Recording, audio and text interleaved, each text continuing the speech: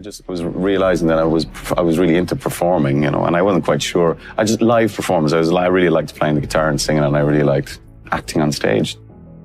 This director of a theatre company came in and worked with us for over the course of a few months, and I loved it. And I thought he was just the coolest guy ever. I just developed a huge man crush on him. And then I'd see him out in Cork drinking, like in pubs and things, and I said, you gotta give me an audition for a play. Fair play to him, he gave me an audition, and it was for this play called Disco Pigs. And it became quite successful. We made the play and then we made the film. You man or woman now. We little babbas no more. That kind of changed everything, really. I had never, ever envisaged ever being in a film or being on television or anything like that. I wanted to be a theatre actor. That's what I saw happening, you know, when I decided to go for it. I moved to London and started to get slightly bigger parts. I did this film called 28 Days Later. People saw that film and people saw it in America. And that definitely was a marker as well because, you know, I was working with Danny Boyle and it was the lead part. I love doing it. I love all the big scenes. I love working with Helen McCrory. I love working with Paul Anderson. I love working with Tom Hardy. You know, I relish those big scenes, those confrontational scenes. They're very, very satisfying for an actor when you get that caliber of actor acting up.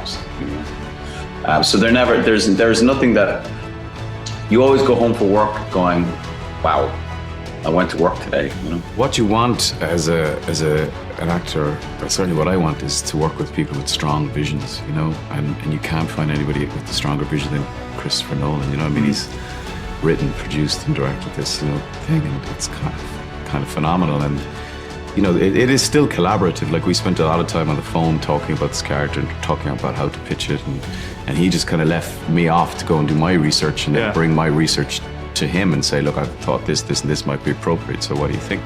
So yeah, I mean, there is absolutely scope to collaborate, but you want to work with someone who is that. Will guide you.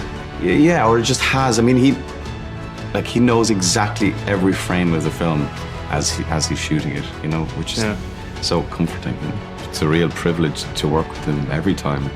I mean, there's no argument that he's one of the greatest directors around at the moment. I think everyone accepts that. So as an actor, selfishly, you want to work with the best people, and he's definitely one of those. But every relationship between a director and an actor should be collaborative. I mean, you know, they're the boss and they're the leader, but you know, it has to be an exchange of ideas always. It tends to be that. I mean, I love watching comedies or whatever, but the films that I really, the ones that are close to my heart, I guess, are the dramatic ones, you know, and the pieces of, generally not just films, like pieces of art and literature and everything. They tend to be the ones, I think, where the stakes are raised. And to me, that is drama. Yeah. The greater the stakes, the greater the drama.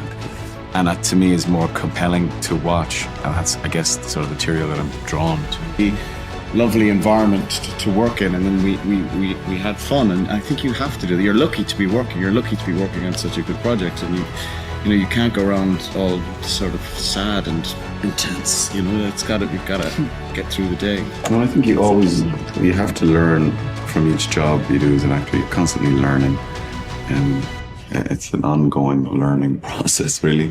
But this is unique for me, certainly, in having to develop a character over a long period of time and sort of grow with a character. I've never done that before.